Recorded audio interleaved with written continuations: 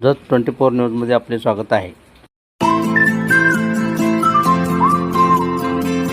नमस्कार, मी मच्छिंद्र बाबर, आपण पाहत आहे जत 24 न्यूज। जत नगरपंचायतच्या नगर परिषदेच्या निवडणुकीमध्ये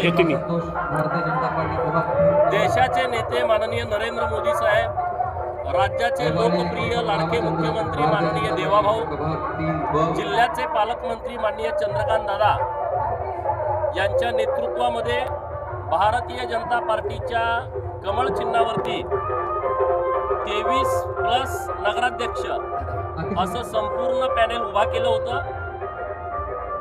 नरेंद्र मोदी साहेबांचा, केंद्र सरकारचा आणि देवाभाऊंच्या राज्य सरकारचा विकासात्मक दृष्टिकोन आम्ही लोकांच्या समोर मांडला। जत शहरावरती गेल्या 40 वर्षांपासून प्रस्थापित राजव्यवस्थेने केलेला अन्याय आम्ही उघडा केला। लोकांच्या समोर आम्ही भूमिका मांडली की आमच्या हक्काचं आम्हाला मिळालं नाही।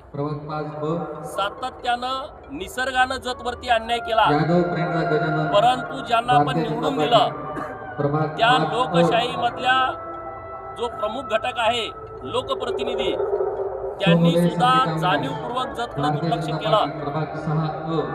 जत शहराच्या निवडणुकीमध्ये निष्कलंक चारित्र्य संपन्न व्यक्तिमत्व गेल्या 30-35 वर्षापासून बीजेपीचा विचार लोकांच्या मध्ये जावा यासाठी अहोरात्र काम करणारे डॉक्टर रवींद्र अरळी साहेब यांना माननीय देवाभाऊंनी उमेदवारी घोषित केली। शहरामधल्या सर्व समाज घटकांना सोबत घेऊन, उपेक्षित वंचित लोकांना सोबत घेऊन आम्ही पॅनेल उभा केला। लोकांच्या मध्ये आम्ही गेलो, या शहराच्या 5 वर्षाच्या विकासाची ब्लूप्रिंट आम्ही तयार केली, लोकांच्या समोर मांडली, लोकांना ती आवडली आणि विकासात्मक दृष्टिकोनातून जे निर्णय गेल्या वर्षभरात किंवा मी विधान परिषदेचा सदस्य असताना जे झाले ते लोकांना मान्य झाले। लोकांनी विकासाच्या बाजूने मतदान दिलं।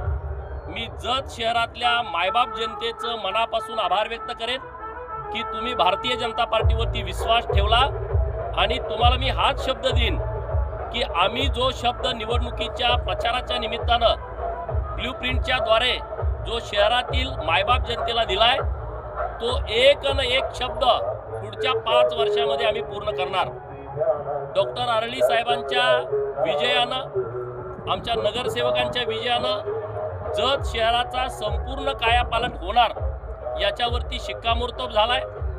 प्रस्थापित राजव्यवस्थेला लोकांनी नाकारलंय, पैशाचं राजकारण लोकांनी नाकारलंय।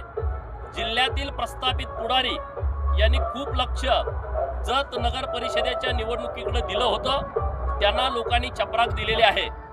आमचे जे उमेदवार निवडून आलेत त्यांचं अभिनंदन, आमच्या विरोधी पार्टीतले जे उमेदवार काँग्रेस आणि राष्ट्रवादीचे निवडून आलेत त्यांचं सुद्धा अभिनंदन। त्यांना आव्हान आहे की आता जतच्या विकासासाठी आपण सगळेजण शहरामध्ये बदल करण्याच्या दृष्टिकोनातून प्रयत्न करूया। विकासाच्या कामासाठी तुम्ही आमच्या सोबत या। निवडणूक झाली, आज विषय संपला, आता इथून पुढं शहराचा विकास हाच आपल्या सर्वांचं उद्दिष्ट असलं पाहिजे, आपल्या सर्वांचं ध्येय असलं पाहिजे।